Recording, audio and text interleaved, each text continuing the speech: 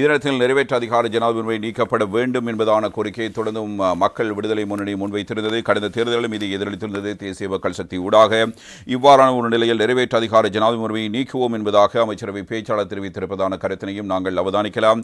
வீரகேசரி பத்திரிகை செய்தியை நாங்கள் எடுத்துக்கொள்கிறோம். அரசியலமைப்பு திருத்தத்தின் மூலம் இது செய்யப்படும் என்பதாக அமைச்சரவை பேச்சாளர் நலிந்த ஜெயதிச அமைச்சர் அவர்கள் இவ்வாறு கூறியிருக்கிறார். நிறைவேற்ற அதிகார ஜனாதிபதி முறைமை நீக்கப்படும் என்றும் அரசியலமைப்பு திருத்தத்தில் அதற்குரிய நடவடிக்கைகள் எடுக்கப்படும். பொருளாதாரம் ஸ்திரப்படுத்தப்பட்ட பின்னர் இதற்குரிய வேலை திட்டங்கள் ஆரம்பிக்கப்படும். முன்னாள் ஜனாதிபதிக்கான சிறப்புரிமைகளை நீக்குவதற்கான சட்டம் மூலம் இந்த ராஜபக்சவை இலக்காக கொண்டு வரப்படவில்லை என்பதாகவும் அவர் இவ்வாறு இது தொடர்பான ஒரு தெளிவு நிலைப்பாட்டை வழங்கியிருப்பதை நாங்கள் அவதானிக்கலாம். அது ஓய்வு பெற்ற அனைத்து ஜனாதிபதிகளுக்கும் பொதுவானதாகும் என்றும் அமைச்சர் குறிப்பிடுகிறார். கொழும்பில் அரசாங்க தகவல் திணைக்களத்தில் நேற்று இடம்பெற்ற ஊடகவியலாளர் சந்திப்பிலேயே அவர் இவ்வாறு குறிப்பிடுகிறார். நிறைவேற்றாத அதிகார ஜனாதிபதி முறைமை தொடர்பில் கடந்த ஜனாதிபதி தேர்தலின் போது முன்வைத்த கொள்கை பிரகடனத்தில் தெளிவாக குறிப்பிட்டிருக்கிறோம். அரசியலமைப்பு திருத்தத்தின் போது நிறைவேற்ற அதிகார ஜனாதிபதி முறைமை தொடர்பில் தீர்மானம் எடுப்பதற்கு மக்கள் எமக்கு ஆணையை வழங்கியிருக்கிறார்கள். எனினும் அரசியலமைப்பு திருத்தத்திற்கான நடவடிக்கைகளை நாம் இன்னும் ஆரம்பிக்கவில்லை. அதற்கு சற்று காலம் எடுத்துக் கொள்வதில் பிரச்சனை இல்லை என்று நினைக்கிறோம்.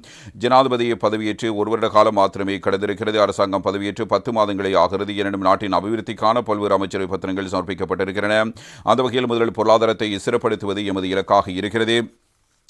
பொருளாதாரத்தை ஸ்திரப்படுத்தி மக்களின் வாழ்வாதாரத்தை கட்டியெழுப்ப வேண்டும். இவற்றுக்கிடையில் ஊழல் மோசடிகளுக்கு எதிரான சுற்றுவளைப்புகளிலும் அரசாங்கம் ஈடுபட்டு வருகிறது.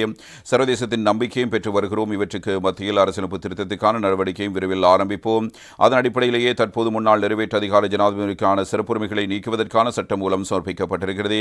முன்னாள் ஜனாதிபதிகளுக்கு வழங்கப்பட்டுள்ள சிறப்புரிமைகளால் திரைசேரிக்கு ஏற்படும் சுமை, அதனால் அதிகரிக்கும் மறைமுக வரி என்பனவற்றால் தான் மக்கள் நிறைவேற்ற அதிகார ஜனாதிபதி முறைமை ஒழிக்கப்பட வேண்டும் என்று கோருகிறார்கள். எனவேதான் அதனை நீக்குவதற்கான சட்டமூலத்தை சமர்ப்பித்திருக்கிறோம். இதற்கு எதிராக ஒரு தரப்பினர் நீதிமன்றம் சென்ற போதிலும் அதனை சாதாரண பெரும்பான்மையுடன் நிறைவேற்ற முடியும் என உயர்நீதிமன்றம் தீர்ப்பளித்திருக்கிறது. பாராளுமன்றத்தில் சகல உறுப்பினர்களும் இதற்கு ஆதரவாக வாக்களிப்பார்கள் என்று நம்புகிறோம்.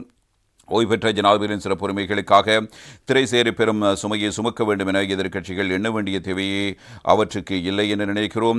வாக்களிப்பின் போது இது தொடர்பில் எதிர்க்கட்சிகளின் நிலைப்பாடுகளை அறிந்து கொள்ள முடியும். இது முன்னாள் ஜனாதிபதி மஹிந்த ராஜபக்சவை மாத்திரம் இலக்கு வைத்து அறிமுகப்படுத்தப்பட்ட சட்டம் மூலம் அல்ல.